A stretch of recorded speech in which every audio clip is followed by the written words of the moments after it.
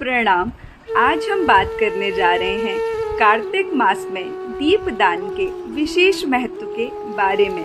शास्त्रों के अनुसार किन तिथियों पर किया जाता है दीपदान, कहाँ कहाँ किया जाता है दीपदान, इसके साथ ही दीपदान करने से किन शुभ फलों की आपको होती है प्राप्ति। तो आइए हम प्रारंभ करते हैं। किसी भी दीप को प्रज्वलित कर देव स्थान पर रखाना अथवा नदी के किनारे या नदी में प्रवाहित करने को दीपदान कहते हैं। यह एक प्रकार से हमारे प्रभु के समक्ष, हमारे ईश्वर के समक्ष अपनी प्रार्थना निवेदित करने का एक साधन है। अब कहाँ कहाँ किया जाता है दीपदान? किसी देव मंदिर में, नदी के किनारे अथवा नदी में प्रवाहित करके, विद्वानों व ब्राह्मणों के घर में, साथ ही किसी दुर्गम स्थान अथवा भूमि पर धान के ऊपर दीपदान किया जाता है। कार्तिक मास चातुर्मास का सबसे अंतिम मास माना गया है। इस महीने को शास्त्रों में खास महत्व दिया गया है। इस महीने में भजन, पूजा, पाठ, दान, तप, पुण्य के साथ ही दीपदान का विशेष महत्व बताया गया है। कहते हैं कि इसी महीने में भगवान श्री हरि की अपने भक्तों पर विशेष कृपा बनी रहती है। अब किन किन तिथियों पर किया जाता है दीपदान? धार्मिक मान्यताओं के अनुसार तो सभी स्नान पर्व, व्रत के समय दीपदान किया जाना शुभ रहता है। इसके साथ ही नरक चतुर्दशी और यम द्वितीया के दिन भी दीपदान करने का विधान है। दीपावली, अमावस्या और पूर्णिमा के दिन भी दीपदान का बहुत अधिक महत्व बताया गया है। जो भी व्यक्ति पूर्ण भक्ति भाव से, विनीत भाव से कार्तिक के पूरे महीने में भगवान विष्णु का पूजन करता है, उसे मरने के बाद स्वर्ग की प्राप्ति होती है। भगवान विष्णु के मंदिर को जो दीपों से आलोकित करता है, वह व्यक्ति यश, धन और कीर्ति प्राप्त करता है। उसके साथ कुल पवित्र होते हैं, उसके साथ ही उसके सभी शोक संताप मिट जाते हैं। अगर किसी विशेष कारणवश आप कार्तिक में प्रत्येक दिन दीपदान नहीं कर पाते हैं, तो पद्म पुराण में स्वयं महादेव ने यह 5 विशेष दिन बताए हैं जब आप दीपदान कर सकते हैं। पद्म पुराण के उत्तरखंड में स्वयं महादेव कार्तिकेय को दीपावली, कार्तिक कृष्ण पक्ष के 5 दिन में दीपदान का विशेष महत्व बताते हैं।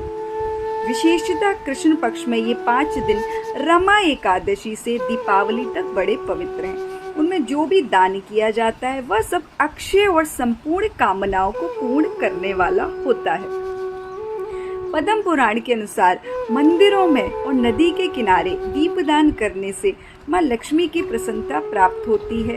किसी दुर्गम स्थान अथवा भूमि पर दीपदान करने से व्यक्ति नरक भोगने से बच जाता है। साथ ही पद्म पुराण यह भी कहता है, जो देवालय में, नदी के किनारे, सड़क पर दीप प्रज्वलित करते हैं, उसे सर्वोत्मुखी लक्ष्मी की प्राप्ति होती है।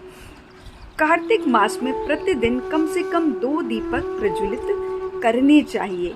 एक श्री हरि नारायण के समक्ष और दूसरा भगवान शिव के समक्ष।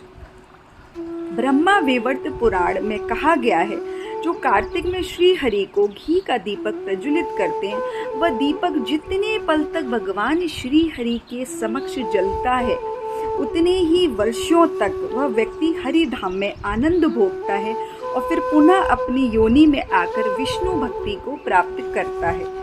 भगवान विष्णु के समक्ष दीपदान करने से उसे संपूर्ण यज्ञों के अनुष्ठान का और समस्त तीर्थों में स्नान के बराबर ही फल की प्राप्ति होती है।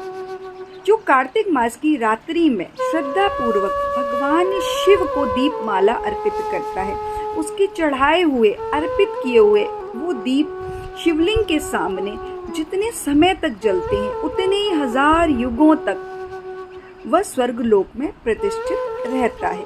जो कार्तिक महीने में शिव जी के सामने दीपक समर्पित करता है, वह ब्रह्मलोक को जाता है।